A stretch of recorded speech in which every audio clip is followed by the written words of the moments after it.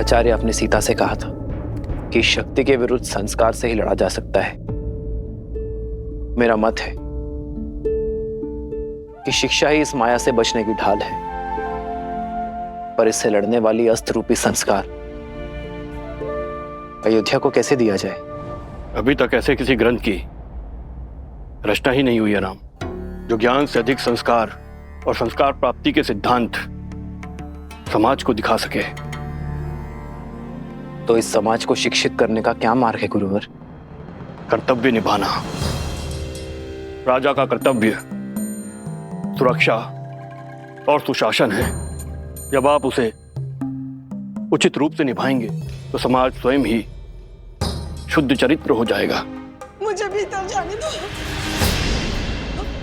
मुझे भीतर जाने दो। मुझे राजा राम जी से मिलना है, न्याय का गुहार लगाना है। मुझे अंदर जाने दो, मुझे अंदर जाने दो।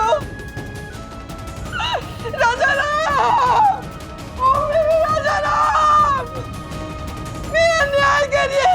आपके दरबार में आई हूँ, मेरा न्याय करिए। सुनो, उस स्त्री को पूरे आदर के साथ राजसभा में लाया जाए।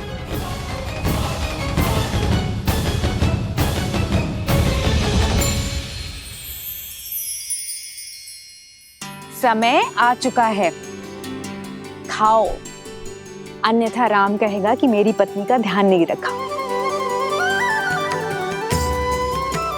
हाँ, कह सकती हो। पत्नी का ध्यान रखने का गुण उसे उसके पिता से जो मिला है। यदि आप क्रोधित ना हो तो आपसे एक बात पूछूं माता? क्या पिताश्री महाराज दशरथ भी आपका इतना ही ध्यान रखते थे? बताइए माताश्री। ध्यान ही नहीं रखते थे, सम्मान भी बहुत करते थे। कोई स्मरण बताइए ना माता। हाँ माता, बताइए ना। मेरे विवाह से पूर्व कुछ असुरों ने मुझे मायावी संदूक में बंद करके मत्स्य द्वीप में फेंक दिया था। उनकी मंशा थी कि मेरा विवाह महाराज दशरथ से ना हो, किंतु महाराज दशरथ ने मुझे खोज ही निकाला, मेरे प्राण भी बचाए, मुझसे विवाह भी किया। आप इतने समय अकेले राक्षसों के बीच किसी सुदूर द्वीप पर रही, फिर भी महाराज ने आपसे विवाह किया?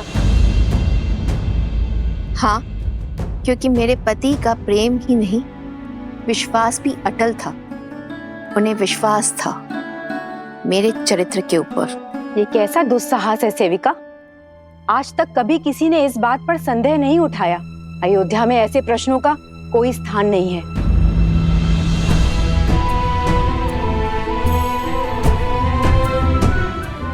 और एक बात, एक पत्नी के चरित्र का प्रमाण उसकी प्रतापी संतान होती है।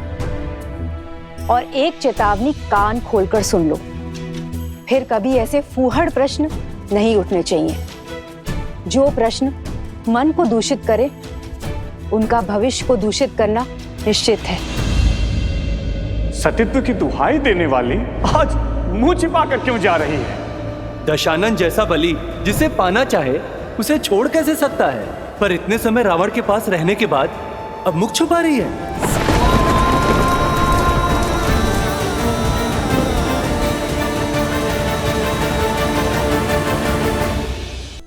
महाराज, नदी में ज्वार आया हुआ था, नौका नहीं मिला।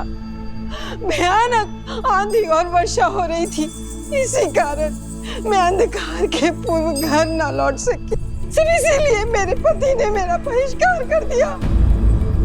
पूरी रात मैं बिना खाए पिए तट पर बैठी रही, और मेरे पति का कहना है कि मैं नाव चला के स्वयं क्यों नहीं चली आई, खाली मटके के सहारे नदी पार क्यों नहीं कर ली, या मैं डूबकर मर क्यों नहीं गई। महाराज, मैं उनका संदेह कैसे दूर करूं, कैसे सिद्ध करूं कि इनके अतिरिक्त मेरे इस मन में किसी और का स्थान है ही नहीं। एक नारी के लिए इससे बड़ा लालचन और कुछ नहीं है महाराज। मैं जानती हूँ आत्महत्या से बड़ा और कोई पाप नहीं। मैं वही पाप यहाँ करने आई हूँ महाराज। चयन आपको करना है महाराज। या तो आप न्याय कीजिए या तो फिर मुझे आत्महत्या करने की अनुमति दीजिए महाराज, अनुमति दीजिए।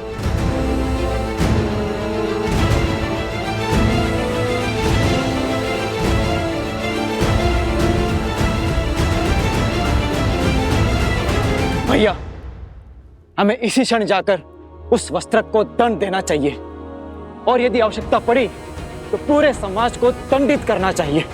भरत,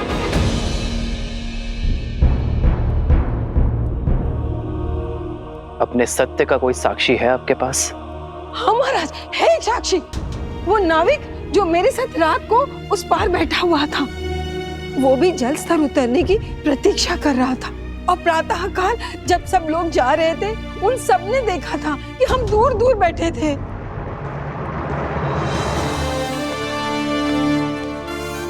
उस नाविक को दरबार में प्रस्तुत किया जाए। कौवे के घोंसले में अंडे किसके हैं?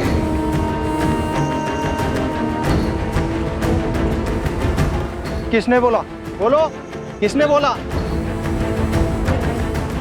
तुम्हारे मंत्रियों और अधिकारियों में लोभ और लालच भर दूंगा। प्रजा के मन में अविश्वास और संघर्ष का बीज बो दूंगा।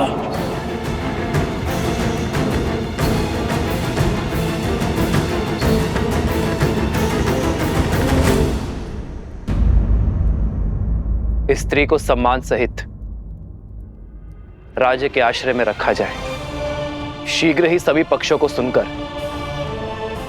निर्णय लिया जाएगा। स्त्री के पति का पक्ष जानना आवश्यक है।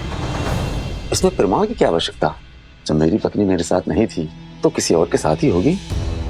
कुलीन घराने की स्त्रियां यूं वन बिहार में अकेले नहीं घुमा करती, और वो भी इतनी रात्रि में।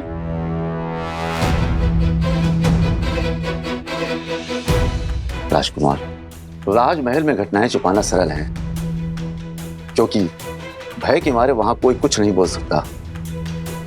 परंतु हम सब साधारण लोग हैं, हमारे जीवन की घटनाएं नहीं छिपती।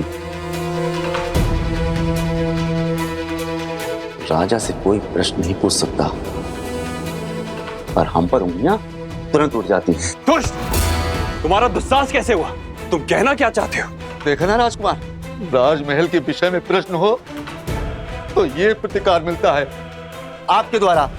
देखा गांव वालों, ये अन्याय है। उचित अनुचित का निर्णय राजा करते हैं, कोई और नहीं। छोड़िए, प्राण निकल जाएंगे। ये कैसा न्याय है? राजकुमार छोड़ दीजिए।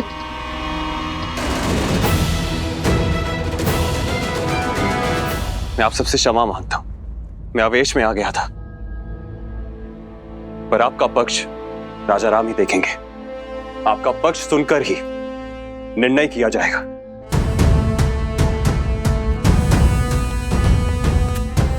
बात इतनी बढ़ गई है, अब महाराज ही न्याय करेंगे। सारी अयोध्या की मति कैसे भ्रष्ट हो सकती है? माना कि वस्त्रक के मन में सहस्त्रमुख रावण ने विष खोल दिया, किंतु सारी प्रजा अपने सोचने समझने की क्षमता को भूलकर अनुचित का अनुसरण कैसे कर सकती है?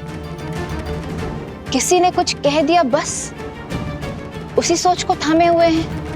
अनियंत्रित मन और मस्तिष्क दोनों ही विनाश की ओर लेकर जाते हैं, और मनुष्यों की यही दुर्बलता सहस्त्रमुख रावण का बल है। किसी भी मत या विचार को सत्य मानने से पूर्व अपने बड़ों या गुरुजनों से उसके औचित्य का प्रमाण अवश्य लेना चाहिए, परंतु लोग अपने भीतर विद्यमान अहंकार की बेड़ियों के रहते ऐसा नहीं कर पाते और अपने अपने तथ्यों को सत्य मान अपने अपने निष्कर्ष निकाल बैठते।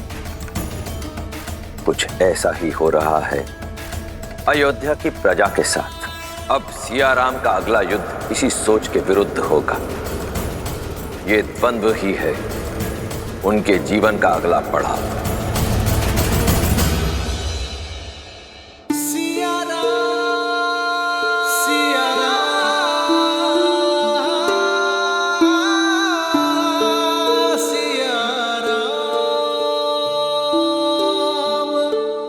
नगर दूषित हो रहा है सीते।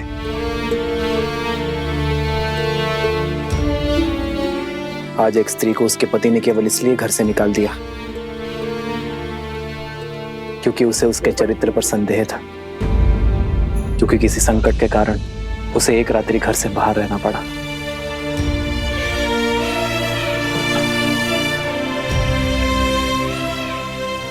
जैसे इस पात्र पर कालिक जमी है, वैसे ही कुविचारों की कालिक प्रजा के मन में जम गई है आर्य। तो हमें करना ये है कि अपने विचारों और विश्वास के स्वच्छ वस्त्र से इस कालिक को पोंछना है। जब कालिक साफ हो जाएगी तो हमारी अयोध्या फिर से दमक जाएगी। राम सिया राम सिया राम सिया राम, राम सिया राम सिया राम।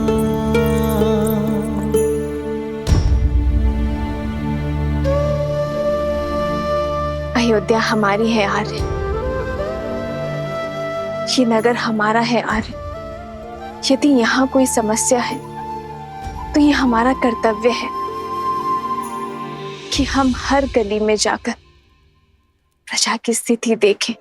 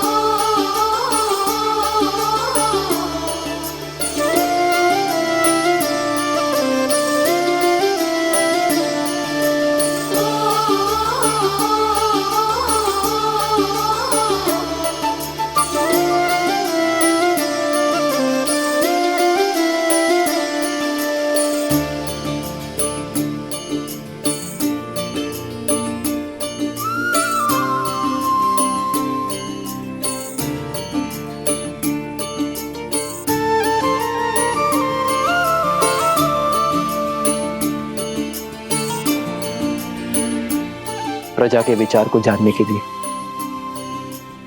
प्रजा का अंग बनना होगा सीते।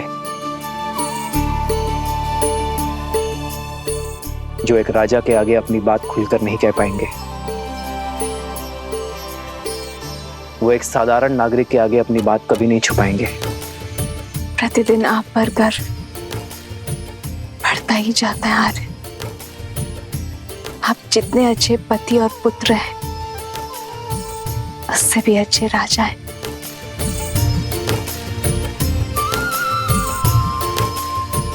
गर्व तो मुझे अपनी पत्नी पर है सीते, जो हर विपरीत परिस्थिति में भी एक ढाल बनकर मेरे साथ खड़ी रहती है। जन्म जन्म का है ये संगम, राम रतन सीता वैभव धन। एक है पौरुष एक समर्पण, एक है रूप तो दूजा दर्पण। राम है लोचन सीता दृष्टि, राम है बादल सीता वृष्टि। राम सिया राम सिया राम सिया राम, राम सिया राम सिया राम।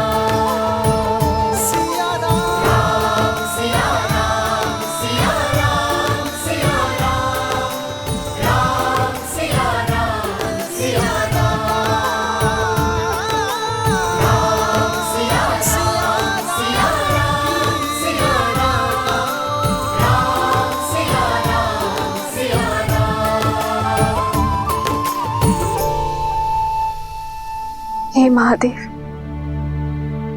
श्री राम को इस युद्ध में विजय देना। अयोध्या को हर संकट से बचा।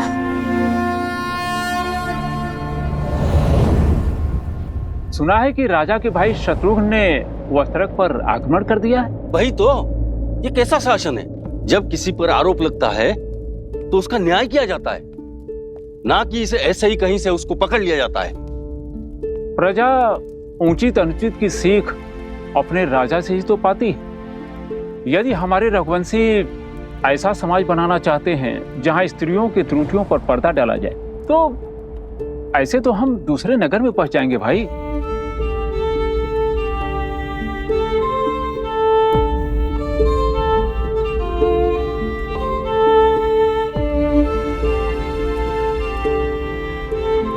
भैया, ये लौकी और कुछ शाक दे देना। सुना है वस्त्रक को राजसभा में बुलाया गया है, कहीं उसका प्रश्न अनुचित तो नहीं? न प्रश्न अनुचित था, न पत्नी का परित्याग। खाने की वस्तुएं भी पवित्र है या नहीं है जांचा जाता है, परंतु पत्नी की पवित्रता कैसे जांचें? पवित्रता का प्रमाण तो खोजना होगा, अन्यथा हम अपनी पत्नी पर संदेह करेंगे और उनसे प्रश्न करेंगे और हमारे भले पूरे परिवार नष्ट हो जाएंगे। जब राज परिवार ने स्वयं ही अनुचित उदाहरण प्रस्तुत कर दिया है तो कोई क्या करे? ये लीजिए भैया।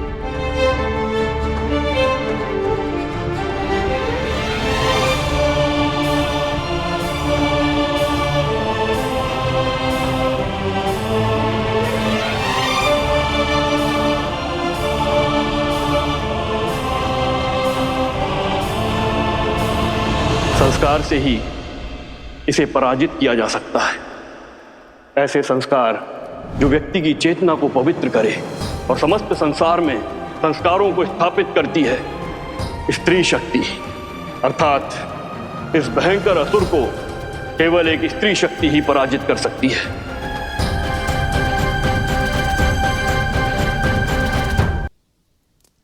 पुंसावन संस्कार तो मंगल पूर्वक संपन्न हो गया। अब सीमांतोन्नयन की सज्जा प्रारंभ करनी है।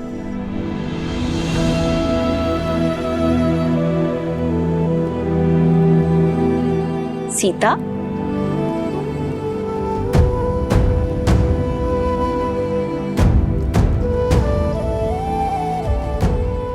पुत्री, अभी तक जाग रही हो? स्वास्थ्य तो ठीक है ना? आओ, बैठो बैठो। घबराहट हो रही है? चलती हूँ। मैं ठीक हूँ माता, बस श्री राम की प्रतीक्षा कर रही थी।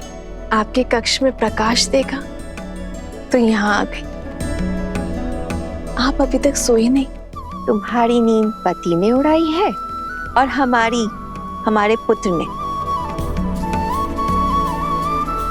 नींद ही क्या, दादी बनने के आनंद ने भूख और प्यास सब ले लिया है।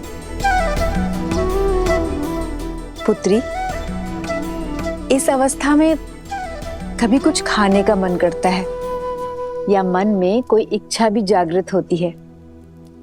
तुम कहो तो कुछ बनवा दूं?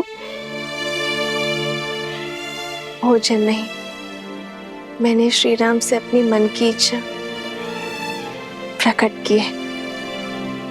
मैं कुछ समय के लिए वन में रहना चाहती हूँ, किसी महान ऋषि के सानिध्य में ज्ञान प्राप्त करना चाहती हूँ और श्री राम ने वचन दिया है कि वो मेरी इच्छा अवश्य पूरी करेंगे। उत्तम विचार है पुत्री। गर्भ अवस्था में गर्भ में जो संस्कार देते हैं उसी से उसका चरित्र और भविष्य निश्चित होता है। माता की दशा ही संतान में संस्कार देती है। पर दीदी, आश्रम का जीवन कष्टदायी होता है और इस अवस्था में विश्राम करना महत्वपूर्ण है। जीवन भर महलों के सुखों ने मुझे वो नहीं सिखाया जो 14 वर्षों के वनवास ने मुझे सिखा दी। आपकी सीता हर स्थिति में, हर परिस्थिति के अनुरूप ढलने में सक्षम है।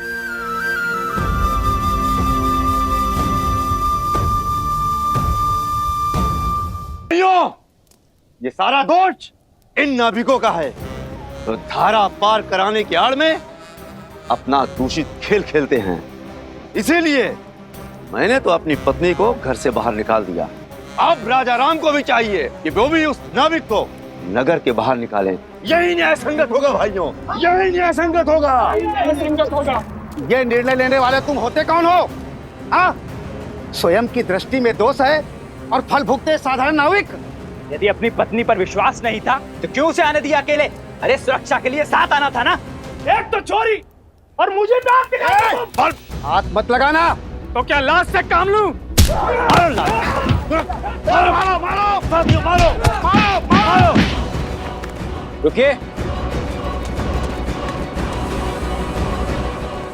क्या कर रहे हैं आप लोग? अयोध्या का यही यश रह गया अब? आज से पहले कभी भी अयोध्या वासियों का मैंने ऐसा रूप नहीं देखा। ये द्वंद्व छोड़िए, राज्यसभा में आ जाना। न्याय का निर्णय अब वहीं होगा, और अब किसी ने झगड़ा किया तो कारागृह में डाल दूंगा उसे, समझे?